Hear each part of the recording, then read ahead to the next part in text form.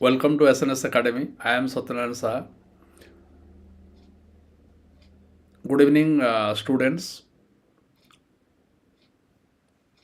We are discussing Indian Polity by M. Laxmikanth. Chapter 8, already two parts I had uploaded. So today we discuss about fundamental rights, right to freedom of religion. Let us start. Freedom of conscience and free profession, practice and propagation of religion. Religion का base को लेकर ऐसा कुछ official religion कि कुछ धर्म के आधार पर शासन चलाना हम लोग का कॉन्स्टिट्यूशन में नहीं है। Article 25 says that all persons are equally entitled to freedom of conscience and the right to freely profess, practice and propagate religion. तो आर्टिकल 25 का समरी है जो कि हर आदमी वो अपना कॉन्साइंस से डिसाइड कर सकता है वो क्या कौन सा भगवान को वो मानेगा और क्या वो प्रैक्टिस करेगा, किस टाइप का वो धर्म में रहेगा, वो उसका ऊपर डिपेंड करता है। Freedom of conscience, inner freedom of an individual mould his her relation with God or creatures in whatever way he she desires. Freedom of conscience वो अंतरात्मा का साथ से मतलब भगवान को जोड़ेगा और उसका विश्वास उसका ऊपर डिपेंड करता है, इसका ऊपर कोई सा भी दबाव नहीं है। Right to profess, declaration of once religious beliefs and faith openly and freely, वो जोन सा भी रिलीजन में इन्वॉल्व हो सकता है और उसका जोन सा भी बिलीफ सिस्टम का ऊपर रेस्ट्रिक्शन पुट नहीं किया जाएगा। Right to practice, performance of religious worship, rituals, ceremonies and exhibitions of beliefs and ideas, वो कोई सा भी रिलीजियस का वर्शिप पूजा कर सकता है और सेरेमनी कर सकता है, एग्जीबिशन, ये सब वो अपना हिसाब से करेगा, उसमें गवर्नमेंट का कुछ लेन देन नहीं है। राइट टू प्रोपागेट, स्प्रेड करना, transmission and dissemination of once religious beliefs to others और exposition of the tenets of one's religion, but it doesn't include a right to convert another person to one's own religion. लेकिन यहाँ पर दूसरे को हम लोग forcibly हमारा religion को खींच नहीं सकते हैं। Convert another person to one's own religion, forcibly conversions impinge on freedom of conscience guaranteed to all the persons alike. From the above, it is clear that Article 25 covers not only religious beliefs, doctrines, but also religious practices. Moreover, these rights are available to all persons, citizens, as well as non-citizens. However, these rights are subject to public order, morality, health, and other provisions relating to fundamental rights. तो ये article 25 है। Article 25 ये religious practice का बारे में बोला गया है।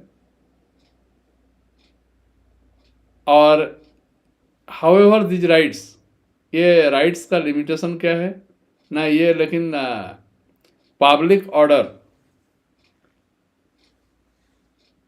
मोरालिटी, हेल्थ और अदर प्रोविजंस जो रिलेटिंग फंडामेंटल राइट्स है, उसका ऊपर कुछ हार्म नहीं पहुंचाता होगा। रेगुलेट और restrict any economic, financial, political और other secular activity associated with religious practice and कोई सा भी टैक्स और कुछ फंडिंग वो धर्म के आधार पर खर्च नहीं किया जा सकता है। Provide for social welfare and reform और throw open Hindu religion institutions of a public character to all classes and sections of Hindus. कोई रिलीजन का वेलफेयर वो लोग कर सकते हैं, वो अपना डिपेंड करता है, लेकिन यहाँ पर गवर्नमेंट इन्वॉल्व नहीं होगा। Article 25 also contains two explanations. One, wearing and carrying of kirpans is to be included in the profession of the Sikh religion, and two, the Hindus in this context include Sikhism, Jainism and Buddhist. जो कि coupon ये सब सिख का religion में है।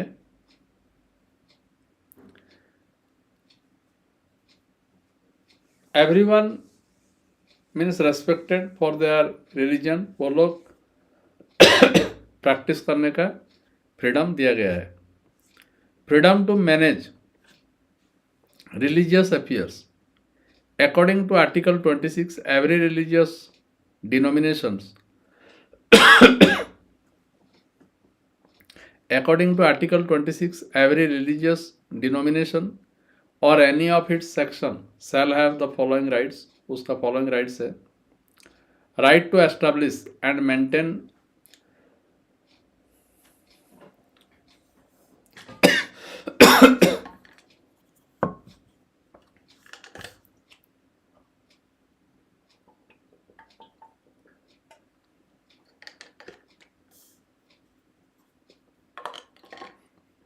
right to establish and maintain institutions for religious and charitable purposes. Establish किया जा सकता है रिलीजियस और charitable practice. Right to manage its own affairs in matters of religion. Right to own and acquire movable and immovable property and right to administer such property in accordance with the law. Article 25 guarantees rights of individual, ये guarantee देता है individual rights को। while article 26 guarantees rights of religious denominations of their sections. In other words, article 26 protects collective freedom of religion like the rights under article 25. The rights under article 26 are also subject to public order, morality and health, but not subject to other provisions relating to the fundamental rights. The Supreme Court held that religious denominations must satisfy three conditions. उसका 3 condition होगा. It should be a collection of individuals who have a system of beliefs, जिसका system of beliefs है, which they regard as conducive to their spiritual well-being. It should have a common organization and it should be designated by a distinctive name. Under above criteria, the Supreme Court held that the Ramakrishna Mission and Anand Marg are religious dominations within the Hindu religion. It also held that Aurobindo Society is not a religious denomination. Freedom from taxation for promotion of religion. Article 27, इसके बाद article 25 के बाद article 27 का बारे में दिया गया है। Article 27 lays down that no person shall be compelled to pay any tax for the promotion of maintenance of any particular religion or religious denominations. यहाँ पर कोई सा भी टैक्स कलेक्शन रिलीजन मेंटेनेंस और रिलीजन स्प्रेड के लिए खर्चा करना पनिशेबल है. In other words, the state should not spend the public money collected by way of tax for the promotion or maintenance of any particular religion. This provision prohibits the state from favoring, patronizing and supporting one religion over the other. This means that the taxes can be used for the promotion or maintenance of all religions. कोई सा भी tax zone सा collected by state उसको कोई एक religion के लिए खर्चा नहीं किया जा सकता है. सभी रिलीजन का मेंटेनेंस के लिए किया जा सकता है. This provisions prohibits only levy of tax and not a fee. This is because the purpose of a fee is to control secular administration. Secular मतलब separate from religion. Administration of religious institutions and not to promote or maintain religion. Thus, a fee can be levied on pilgrims to provide them some special service or safety measures. Similarly, a fee can be levied on religious endowments for meeting the religious expenditure. Freedom from attending religious instruction. Under Article 28, no religion instruction shall be provided in any educational institution wholly maintained out of state funds. However, this provision shall not apply to an educational institution administered by the state but established under any endowment of or trust requiring imparting of religious instruction in such institution. Further, no person attending any educational institutions recognized by the state or receiving aid out of state funds shall be required to attend any religion instruction or worship in that institution without her consent. In case of a minor, the consent of his her guardian is needed. Thus, Article 28 distinguishes between 4 types of educational institutions. 4 type का educational institutions का बारे में दिया गया है. Article 28 institutions Holi maintained by the state, जो कि state की द्वारा परिचालित होता होगा. Institutions administered by the state but established under any endowment or trust. Institutions recognized by the state. Institutions receiving aid from the state. Institution जो कि state के थ्रू से aid मिलता होगा. Religious instruction is completely prohibited, while in religious instruction is permitted. In C and D, religious instruction is permitted on a voluntary basis. Cultural and educational rights. उसके बाद सांस्कृतिक और एजुकेशनल शिक्षागत अधिकार के बारे में बोला गया है, जो कि protection of interest of minorities जिसका नंबर्स जिस कम्युनल का नंबर्स कम है उसको बोला जाता है minorities. Article 29 provides that any section of the citizens residing in any part of India having a distinct language, script or culture of its own shall have the right to conserve the same. Further, no citizen shall be denied admission into any educational institutions maintained by the state or receiving aid out of state funds on grounds only of religion, race, caste or language. The first provision protects the right of a group, while the second provision guarantees the right of a citizen as an individual irrespective of the community to which he/she belongs. Article 29 grants protection to both religious minorities as well as linguistic minorities. However, the Supreme Court held that the scope of this article is not necessarily restricted to minorities also, as it is commonly assumed to be. This is because of the use of words, section of citizens, in the article that include minorities as well as majority. Supreme Court also held that the right to conserve the language को conserve करना, language includes the right to agitate for the protection of the language. Hence, the political speech or promise made for the conservation of the language of a section of the citizens does not amount to corrupt practice under the Representation of the People Act 1951. Right to minorities to establish and administer educational institutions. Article 30 जो grants the following rights to minorities whether religious or linguistic. All minorities shall have the right, सभी का right to establish and administer educational institutions of their choice. The compensation amount fixed by the state for the compulsory acquisition of any property of a minority educational institutions shall not restrict or abrogate the right guaranteed to them. This provision was added by the 44th Amendment Act, जो कि 44th Amendment Act कब 1978 to protect the right of minorities in this regard. The act deleted the right to property as a fundamental rights. जो amendment act हुआ था 1978 में, उसमें एक तो राइट्स को कैंसिल कर दिया जाता है जो कि राइट टू प्रॉपर्टी है 31 को.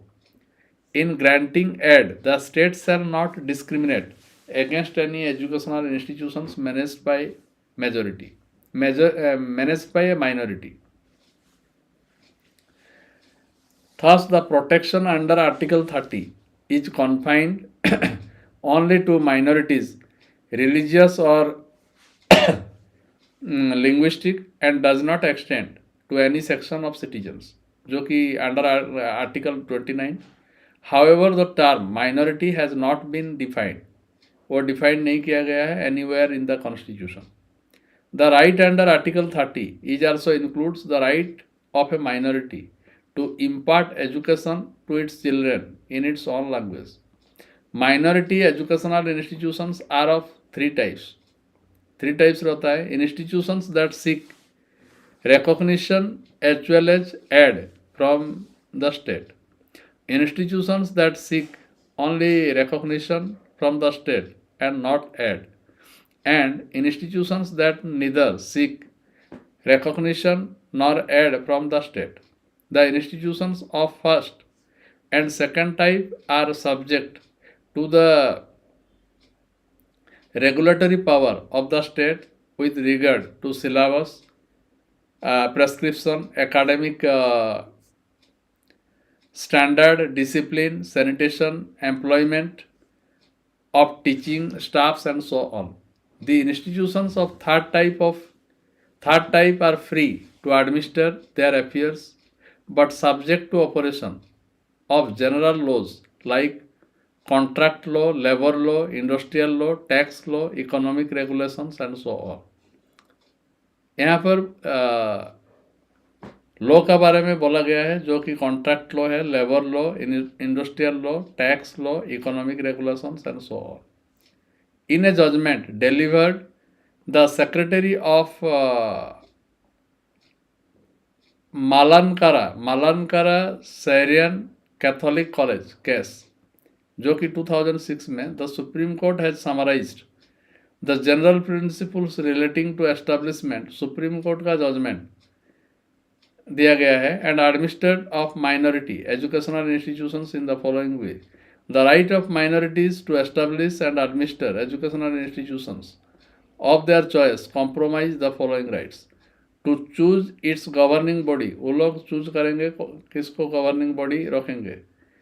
In whom the founders of the institutions have faith and confidence to conduct and manage the affairs of the institution, to appoint teaching staff, teachers, lecturers, and headmasters, principals, as also non-teaching staff, and to take action if there is dereliction or duty on the part of any of its employees, to admit eligible students of their choice and to set up a reasonable fee structure. वो लोग fee structure बना सकते हैं. To use its properties and assets for the benefit of the institutions. The right conferred on minorities under Article 30 is only to ensure equality with the majority and not intended to place the minorities in a more advantageous position versus the majority. There is no reverse discrimination in favor of minorities. The general laws of the land relating to national interest, national security, social welfare, public order, morality, health, sanitation, taxation, etc. applicable to all will equally apply to minority institutions also. The right to establish and administer educational institutions is not absolute, nor does it include the right to maladminister. There can be regulatory measures for ensuring educational character and standards and maintaining academic excellence. There can be checks on administration as are necessary to ensure that the administration is efficient and sound as to serve the academic needs of the institution. Regulations made by the state concerning generally the welfare of students and teachers, regulations laying down eligibility criteria and qualifications for appointment as also conditions of service of employees, both teaching and non-teaching, regulations to prevent exploitation or operation of employees, and regulations prescribing syllabus and curriculum of study fall under this category. Such regulations don't in any manner interfere with the right under Article 31A. 31.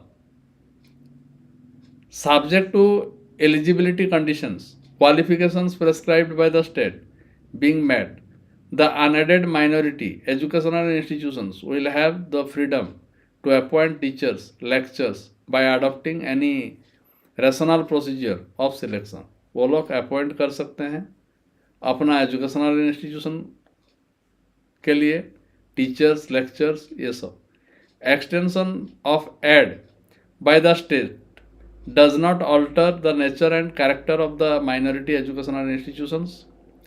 The condition can be imposed by the state to ensure proper utilization of the aid without, however, diluting or abridging the right under Article 31. उसका बाद रहता है right to constitutional remedies. A mere declaration of fundamental rights in the Constitution is meaningless, useless, and worthless without providing an effective machinery for their enforcement.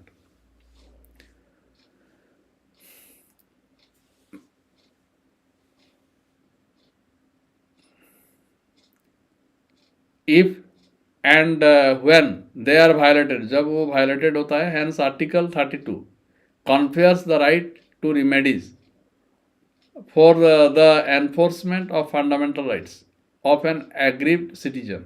In other words, the right to get the fundamental rights protected in itself a fundamental right. Fundamental rights को protect करना भी एक fundamental right है. This makes the fundamental rights real. उससे fundamental rights सही होता है. That is why Dr. Ambedkar called Article 32 as the most important article of the Constitution. Article 32 जो कि most important article है Constitution का, an article without which this constitution would be nullity. It is the very soul of the constitution and the very heart of it. The Supreme Court has ruled that Article 32 is a basic feature of the constitution. Hence, it cannot be abrogated or taken away even by way of an amendment to the constitution. It contains following four provisions. इसका provisions है: the right to move the Supreme Court by appropriate proceedings for the enforcement of the fundamental rights is guaranteed. जो कि right to move the Supreme Court by appropriate proceedings for the enforcement of the fundamental rights is guaranteed. The Supreme Court shall have power to issue directions or orders or writs for the enforcement of any of the fundamental rights. The writs issued may include habeas corpus, mandamus, prohibition, certiorari and quo warranto. ये सब writs है. Habeas corpus, mandamus, prohibition, certiorari or quo warranto. Parliament can empower any other court to issue directions, order and writs of all kinds. However, this can be done without prejudice to the above powers conferred on the Supreme Court. Any other court here does not include high courts because Article 226 has already conferred these powers on the high courts. तो supreme court, high court ये REET issue कर सकते हैं दूसरे court को. The right to move the Supreme Court shall not be suspended except as otherwise provided for the Constitution. Thus, the Constitution provides that the President can suspend the right to move any court for the enforcement of the fundamental rights during a national emergency, जो कि article 359. It is thus clear that the Supreme Court has been constituted as the defender and guarantor of the fundamental rights, जो कि defender और guarantor है किसका? fundamental rights का, of the citizens. It has been vested with the original and wide powers for that purpose. Original because an aggrieved citizen can directly go to the Supreme Court, not necessarily by way of appeal. Wide because its power is not restricted to issuing of orders or directions but also writs of all kinds. Supreme court का original jurisdiction है जो कि एक आदमी direct supreme court को जाकर case file कर सकता है regarding fundamental rights. The purpose of Article 32 is to provide a guaranteed, effective, expeditious, inexpensive and summary remedy for the protection of fundamental rights. Only the fundamental rights guaranteed by the Constitution can be enforced under Article 32 and not any other rights, like non-fundamental constitutional rights, statutory rights, customary rights, and so on. The violation of a fundamental right is the sine qua non for the exercise of the right conferred by Article 32. In other words, the Supreme Court under Article 32 जो रहता है cannot determine a question that does not involve fundamental rights. Article 32 cannot be invoked simply to determine the constitutionality of an executive order or a legislation unless it directly infringes any of the fundamental rights. In case of the enforcement of fundamental rights, the jurisdiction of the Supreme Court is original but not exclusive. Original है, ये exclusive नहीं है. It is concurrent with the jurisdiction of the High Court. Under Article 226, it vests original powers in the High Court to issue directions, order and writs of all kinds for the enforcement of the fundamental rights. It means when the fundamental rights of a citizen are violated, the aggrieved party has the option of moving either the High Court or the Supreme Court directly. Since the right guaranteed by Article 32, जो कि right guaranteed by Article 32 है, the right to move the Supreme Court where a fundamental right is infringed is in itself a fundamental right. The availability of alternate remedy is no bar to relief under Article 32. However, the Supreme Court has ruled that where relief through High Court is available under Article 226, the aggrieved party should first move the High Court. उसका बाद है reads, types and scope.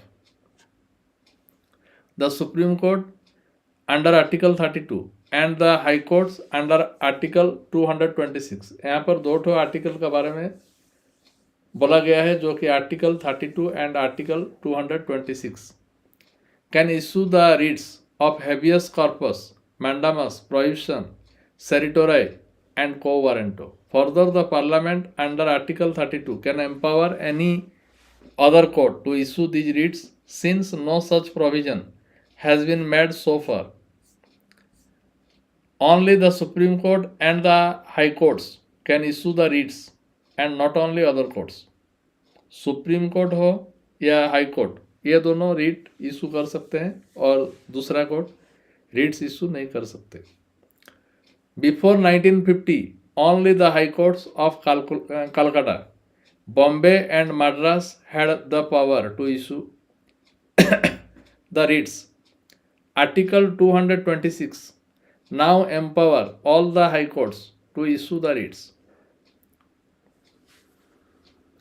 These writs are borrowed from English law, where they are known as prerogative writs.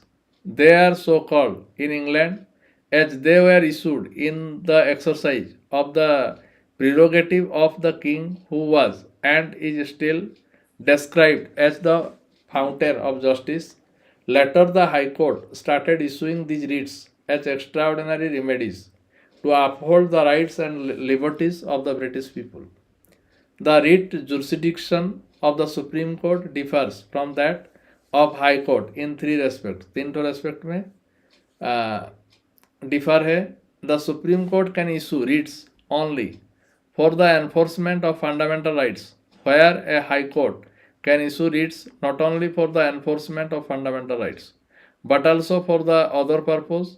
The expression for any other purpose refers to the enforcement of an ordinary legal rights. Thus, the writ jurisdiction of the Supreme Court in this respect is narrower than that of a High Court. The Supreme Court can issue writs against a person or government throughout the territory of India, whereas a High Court can issue writs against a person residing or against a government or authority located within its territorial jurisdiction only or outside its territorial jurisdiction only if the cause of action arises within its territorial jurisdiction. Thus, the territorial jurisdiction of the Supreme Court for the purpose of issuing writs is wider than that of a High Court. High Court और Supreme Court दोनों रीट को issue कर सकते हैं. Supreme court REET को issue करता है with in India और हाई कोर्ट इसका स्टेट और अगर स्टेट रिलेटेड दूसरे स्टेट में उसका आदमी हो तब इशू कर सकता है. A remedy under article 32 is in itself a fundamental right and hence the supreme court may not refuse to exercise its writ jurisdiction. On the other hand, a remedy under Article 226 is discretionary and hence a High Court may refuse to exercise its writ jurisdiction. Article 32 does not merely confer power on the Supreme Court as Article 226 does on a High Court to issue writs for the enforcement of fundamental rights or other rights as part of its general jurisdiction. The Supreme Court is thus constituted as a defender and guarantor of the fundamental rights. Now we will proceed to understand the meaning and scope of different kinds of writs mentioned Article 32 and 226 of the Constitution. First आता है habeas corpus. It is Latin term. ये जो habeas corpus ये Latin term है जिसका है to have the body of. It is an order issued by the court to a person who has detained another person to produce the body of the latter before it. अगर कोई सा आदमी किसी को भी डिटेन रखा है तो उस ये रिट उसी का ऊपर लगाया जाएगा जो कि छुड़वाने के लिए, जो कि उसको रिलीज करने के लिए. The court then examines the cause and legality of detention.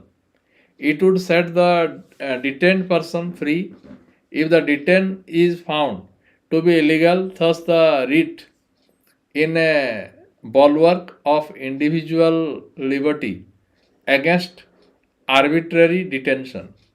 The writ of habeas corpus can be issued against both public authorities as well as private individuals. The writ, on the other hand, is not issued where the detention is lawful.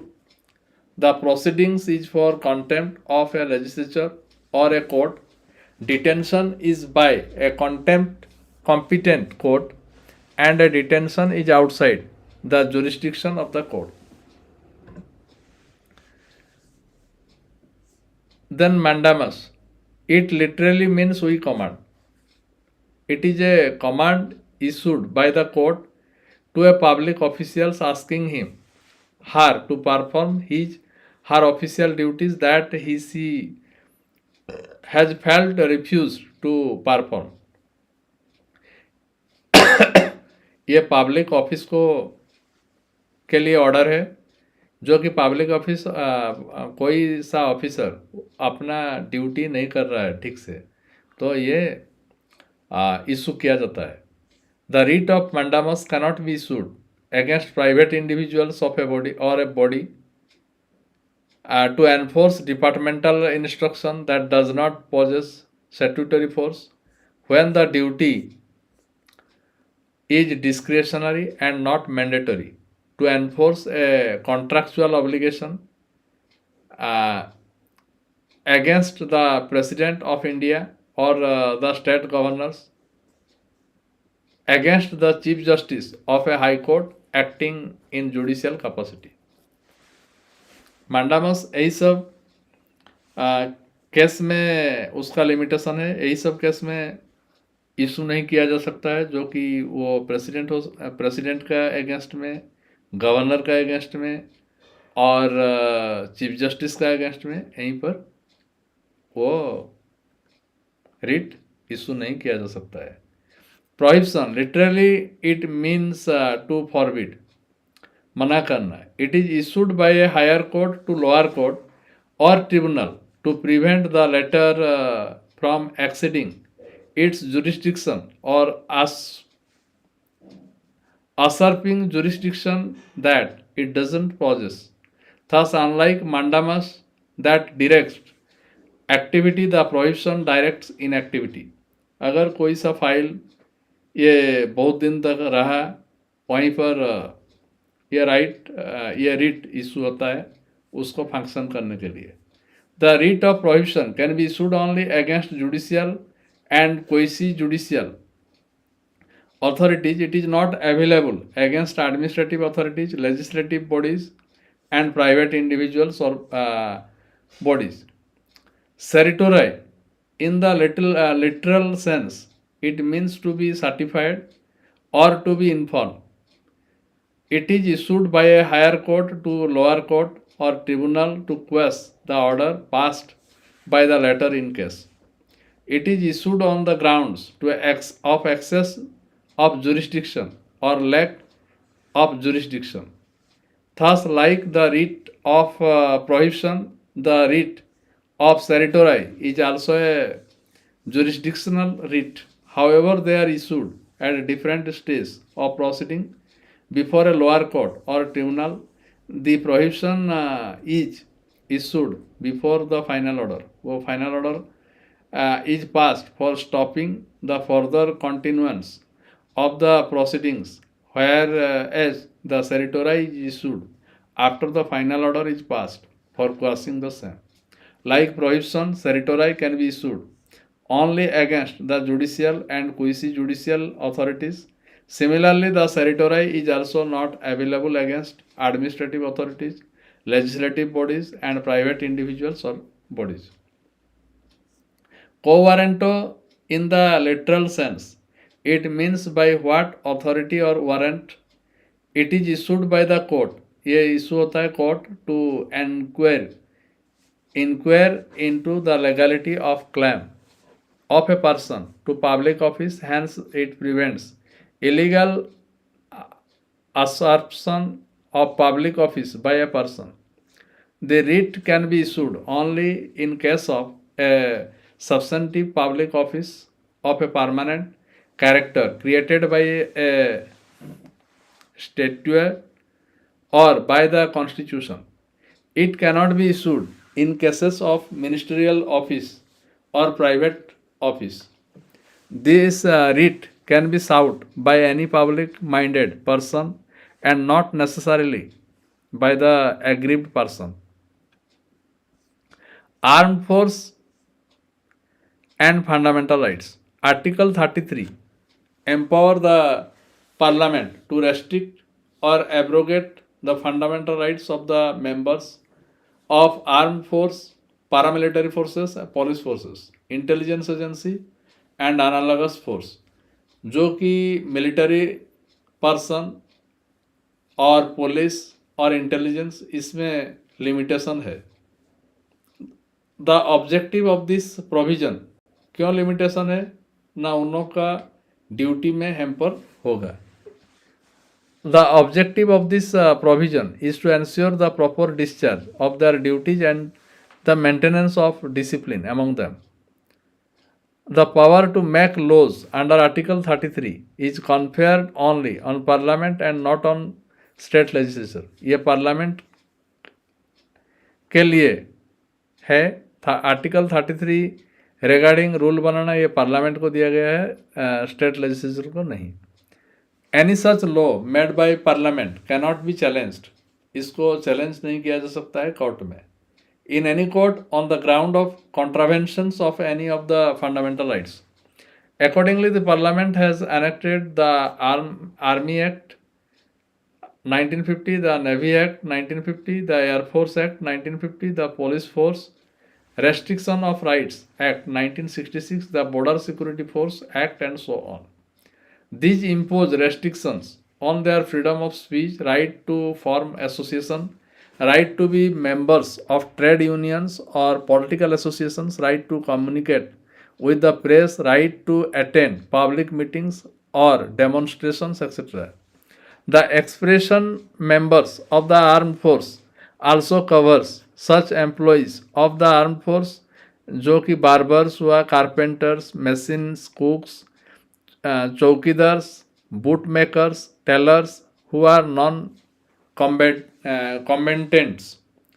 A parliamentary law enacted under Article 33 can also exclude the court martial, tribunals established under the military law from the writ jurisdiction of the Supreme Court and the High Court so far as the enforcement of fundamental rights is concerned. Martial law and fundamental rights. Martial law, military power. Article 34 provides for the restrictions on fundamental rights, while martial law is in force in any area within the territory of India. जहीं पर military force लागू हो जाता है लेकिन India में हुआ नहीं है.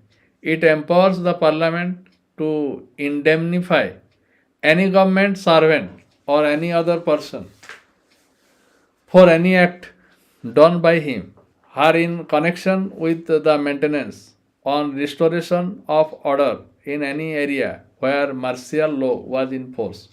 The Parliament can also validate any sentence passed, punishment inflicted, forfeiture order, or other act done under martial law in such area. The act of indemnity made by the parliament cannot be challenged. उसको challenge नहीं किया जा सकता है in any court on the ground of contravention of any of the fundamental rights. The concept of martial law has been borrowed in India from the English common law. However, the expression martial law has not been defined anywhere in the constitution. Literally, it means military rule. It refers to a situation where civil administration is run by the military authorities according to their own rules and regulations framed outside the ordinary law. It thus implies the suspension of ordinary law and the government by military tribunals. If it is different from the military law that is applicable to the armed force. There is also no specific of express provisions in the constitution that authorize the executive to declare martial law. However, it is implicit in Article 34 under which martial law can be declared in any area within the territory of India. The martial law is imposed under the extraordinary circumstances like war, जो हुआ invasion, insurrection, rebellion, riot or any violent resistance to law. Its jurisdiction is to repel force by force for maintaining or restoring order in the society. During the operation of martial law, the military authorities are vested with abnormal powers to take all necessary steps.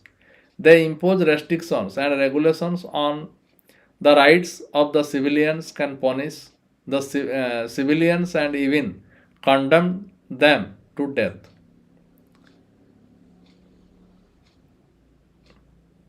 With अगर कोई abnormal situation हुआ उस time military rule impose किया जाता है क्योंकि situation को control करने के लिए. The supreme court held that the declaration of martial law does not impose facto result in the suspension of the writ of habeas corpus. वहाँ पर हेवियस कर्स सस्पेंड हो जाता है रिट.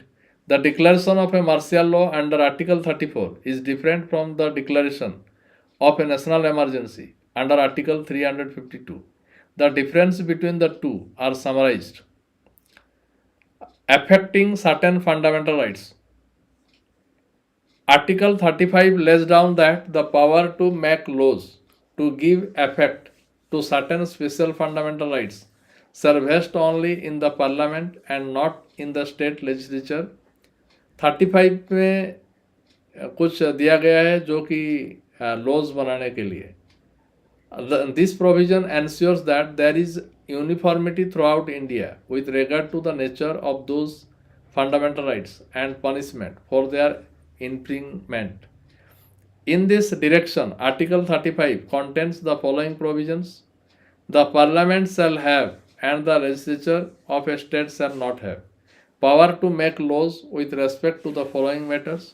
जो कि prescribing residence as a condition for certain employments of or appointments in a state or union territory or local authority or other authority. Empowering courts other than the Supreme Court and the High Courts to issue directions, orders and writs of all kinds of for enforcement of fundamental rights, restricting or abrogating the application of fundamental rights to members or of armed force, police force, etc. Indemnifying any government servant or any other person for any act done during the operation of martial law in any area. Parliament shall have any and the legislature of a state shall not have powers to make laws for prescribing punishment for those acts that are declared to be offences under the fundamental rights. These include जो कि है untouchability, traffic in human beings and forced labor. Further, the parliament shall, after the commencement of the constitution, make laws for prescribing punishment for the above act, thus making it obligatory on the part of the parliament to enact such laws. Any law in force at the commencement of the constitution with respect to any of the matters specified above is to continue the force until altered or repealed or amended by the parliament. It should be noted Article 35 extends the competency of the parliament to make laws on the matters specified above, even though some of those matters may fall within the sphere of the state legislature. Present position of right to property जो कि 31 का cancellation हो गया था.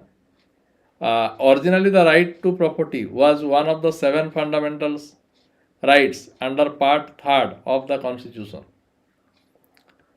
It was dealt by article 19(1)(f) and article 31. Article 19(1)(f) guaranteed to every citizen the right to acquire, hold and dispose of property. Acquire करना, hold करना और dispose of property, इसके बारे में 19(1) में लिखा गया है. Article 31 on the other hand guaranteed to every person, whether citizen or non-citizen, right against deprivation of his her property. It provided that no person shall be deprived of his or her property except by authority of law. It empowered the state to acquire or acquisition the property of a person on 2 conditions. 2 condition में state acquire कर सकता है. It should be for public purpose and it should provide for payment of compensation to the owner. वो compensation दे सकता है और public purpose के लिए acquire किया जा सकता है. Since the commencement of the constitution, the fundamental rights to property has been the most controversial. It has caused confrontation between the Supreme Court and the Parliament. It has held a number of constitutional amendments, that is 1st, 4th, 7th, 25th, 39th, 40th and 42nd amendments. Through these amendments, Article 31A, 31B and 31C have been added and modified from time to time to nullify the effect of Supreme Court judgments and to protect certain laws from being challenged on the grounds of contravention of fundamental rights. Most of the litigation centered around the obligation of the state to pay compensation for requisition of private property. Therefore, the 44th Amendment Act of 1978 जो कि abolished हो गया था the right to property as a fundamental right by repealing Article 19(1), Article 31 from Part 3rd. Instead, the Act inserted a new Article 300A in Part 12 under the heading Right to Property. It provides that no person shall be deprived of his her property except by authority of law. Thus, the right to property still remains a legal right or a constitutional right. Though no longer a fundamental right, it is not a part of the basic structure of the Constitution. The right to property as a legal right, as distinct from the fundamental, has the following implications. It can be regulated, curtailed, abridged or modified without constitutional amendment by the ordinary law of the parliament. It protects, जो protect करता है private property against executive action but not against legislative action. In case of violation, the aggrieved person cannot directly move the Supreme Court under Article 32, right to constitutional remedies, including writs. For its enforcement, he can move the High Court under Article 226. No guaranteed right to compensation in case of acquisition or requisition of the private property by the state. Though the fundamental right to property under Part 3 has been abolished, जो कि abolished किया गया है, the Part 3 still carries two provisions which provide for the guaranteed right to compensation in case of acquisition or requisition of the private property by the state. These two cases where compensation has to be paid are when the state acquires the property of a minority educational institution, when the state acquires the land held by a person under his personal cultivation and the land is within the statutory selling limits. The first provision was added. First provision को add किया गया है 44th amendment act जो कि 1978 में हुआ था, while the second provision was added 17th amendment act 1964 में. Further, Article 31A, 31B and 31C have been retained as exception to the fundamental rights. Exception to fundamental rights. Saving law providing for acquisition of estates, etc. Article 31A saves 5 categories of law. 5 category of law को वो save करता है from being challenged and invalidated on the ground of contravention of the fundamental rights conferred by Article 14, equality before law and equal protection of law, and Article 19, protection of 6 rights in respect of speech, assembly, movement, etc. 14 or 19 को they are related to agricultural land reforms, industry and commerce and include the following: acquisition of state assets and related rights by the state, taking over the management of properties by the state. कोई सा भी property का management वो state take over करना, amalgamation of corporations, extinguishment of or modification of rights of directors, shareholders of corporations, and extinguishment or modification of mining lease. Article 31 does not immunize a state law from judicial review unless it has been reserved for the President's consideration and has received his or her assent. The article also provide करता है for the payment of compensation at market value when the state acquires the land held by a person under his or her personal cultivation and the land is within the statutory selling limit. Validation of certain acts and regulation. Article 31B saves the act and regulations included the 9th schedule from being challenged and invalidated on the ground of contravention of any of the fundamental rights. Thus, the scope of Article 31B is wider than Article 31A. Article 31B immunizes any law included in the 9th schedule from all the fundamental rights whether or not the law falls under any of the 5 categories specified Article 31A. जो कि however, Kesavananda Bharati case, the Supreme Court rules that the acts and regulations that are included in the 9th schedule are open to challenge on the grounds of being violative of the basic structures of the condition. This was later clarified by the court in the Vaman Rao case, wherein it held that the various acts and regulations included in the 9th schedule after 24 April 1973 and जो कि date of judgment in the Kesavananda Bharati case are valid only if they don't damage the basic structure of the constitution. Again, IR Sallow case, the Supreme Court reaffirmed the above view. In this case, the court ruled that there could not be any blanket immunity from judicial review of the law included in the ninth schedule. It held that judicial review is a basic feature रहता है of the constitution and it could not be taken away. Putting a law under the ninth schedule, it said that the laws placed under the ninth schedule after 24 अप्रैल 1973 में जो कि ninth schedule में जो law place किया गया है are open to challenge in any court, वो court में चैलेंज किया जा सकता है if they violated fundamental rights guaranteed under Article 14, 15, 19 and 21 or the basic structure of the Constitution. Originally, in 1951, the ninth schedule contained only 13 acts and regulations, but at present, their number is 282. Of these, the acts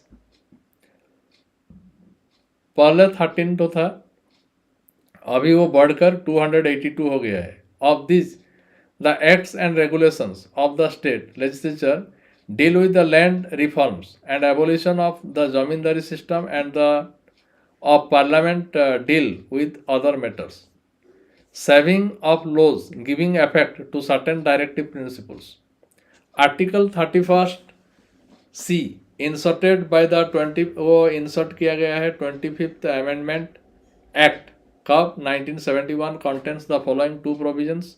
No law that seeks to implement the socialist directive principles specified in Article 39B or C में shall be void on the ground of contravention of the fundamental rights conferred by Article 14. Equality before law and equal protection of laws, or Article 19 protection of six rights in respect of speech, assembly, movement.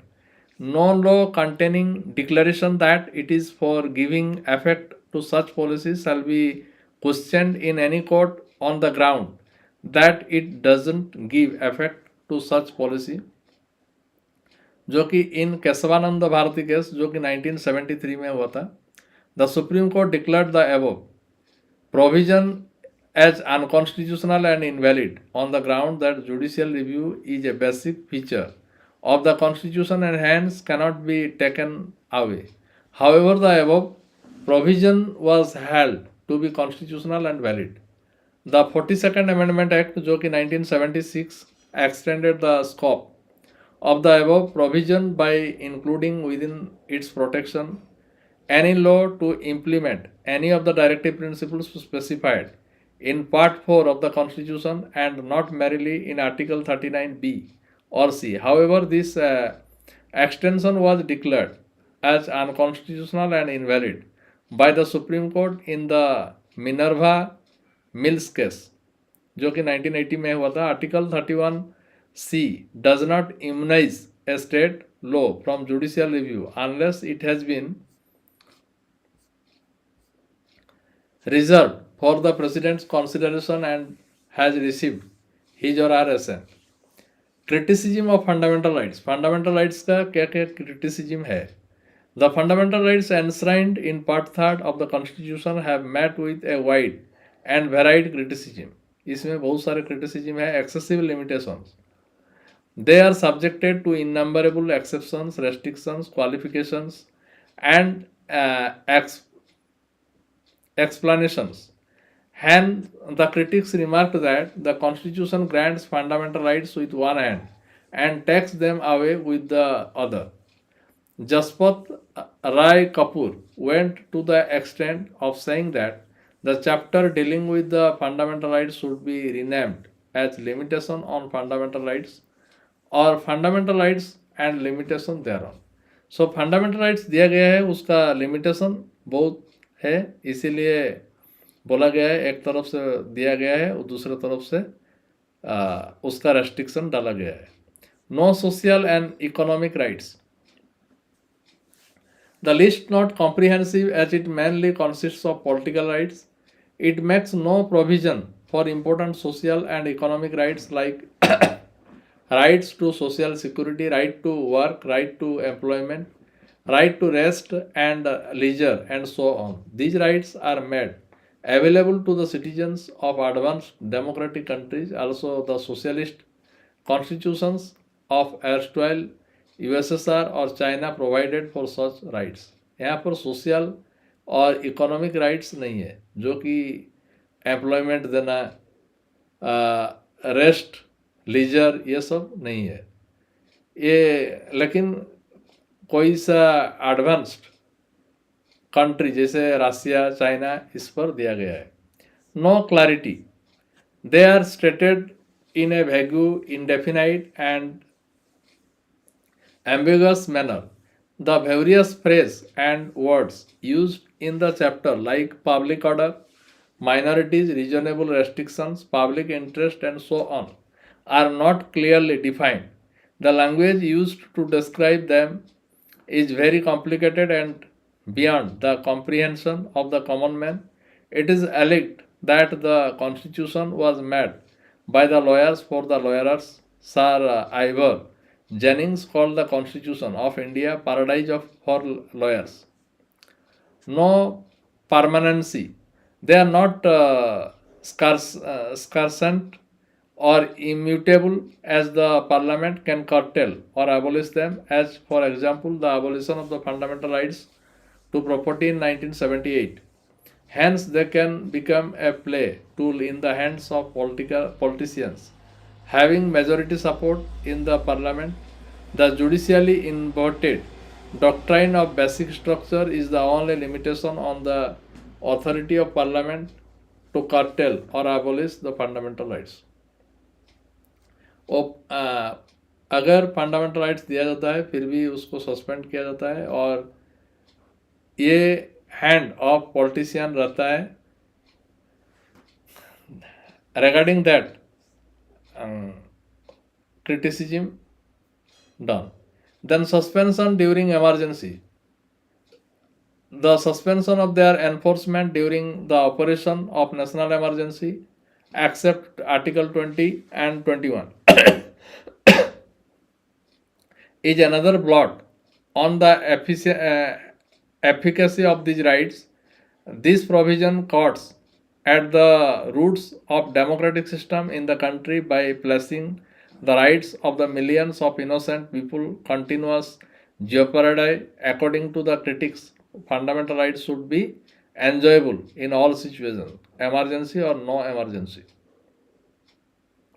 इसमें लिखा गया है emergency के बारे में, जो कि emergency का टाइम में फंडामेंटल राइट्स को सस्पेंड कर दिया जाता है। लेकिन fundamental rights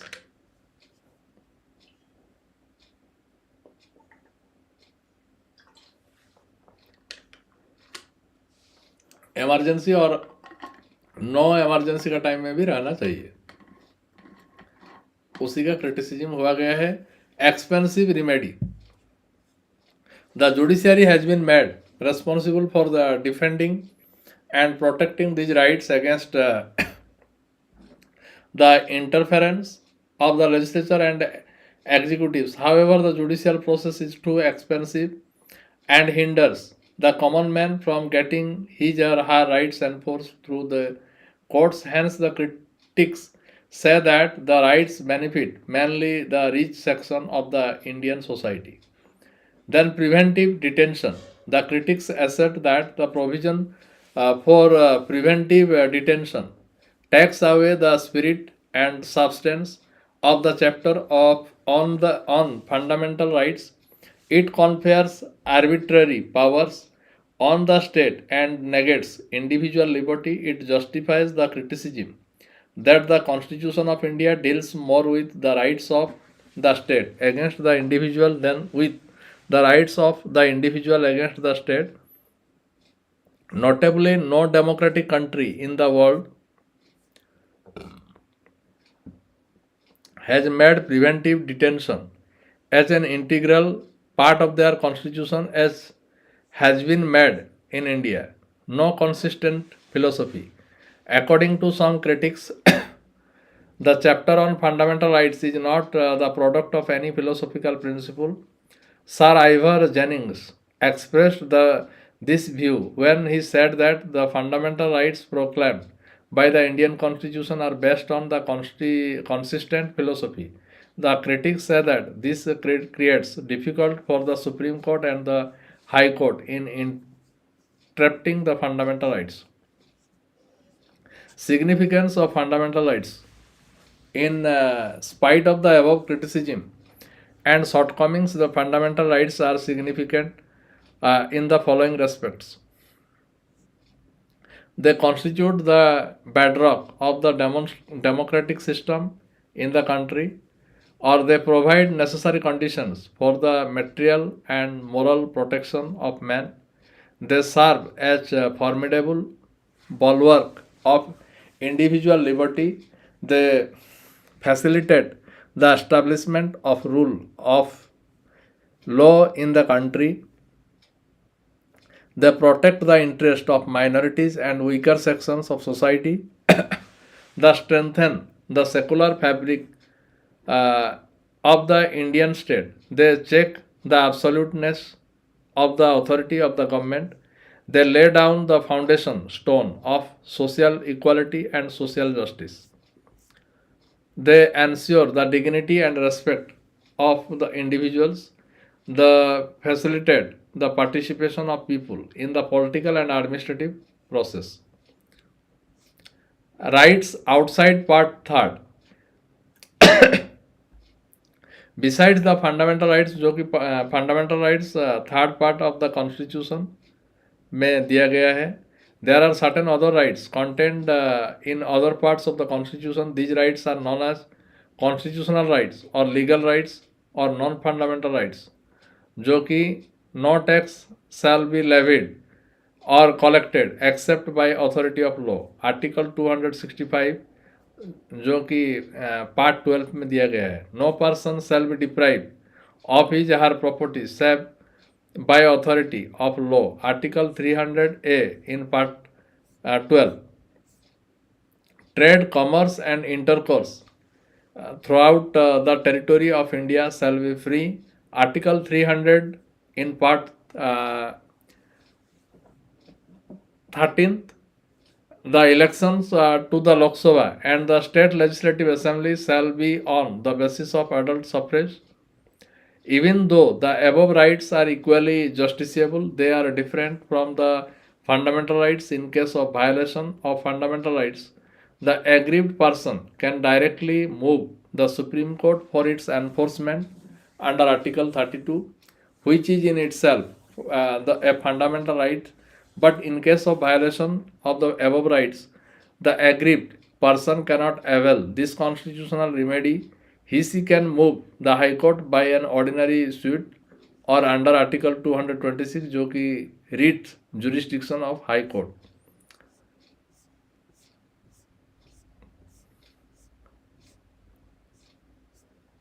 So these things given in these fundamental rights. The chapter finished. You see the video and revise it. And next video will be given tomorrow. हम लोग पूरा कवर अप करेंगे और इसका रिवीजन भी कराएंगे. You like, share and comment. If you more share, that creates motivation to me and I put my best effort. Thank you. Bye.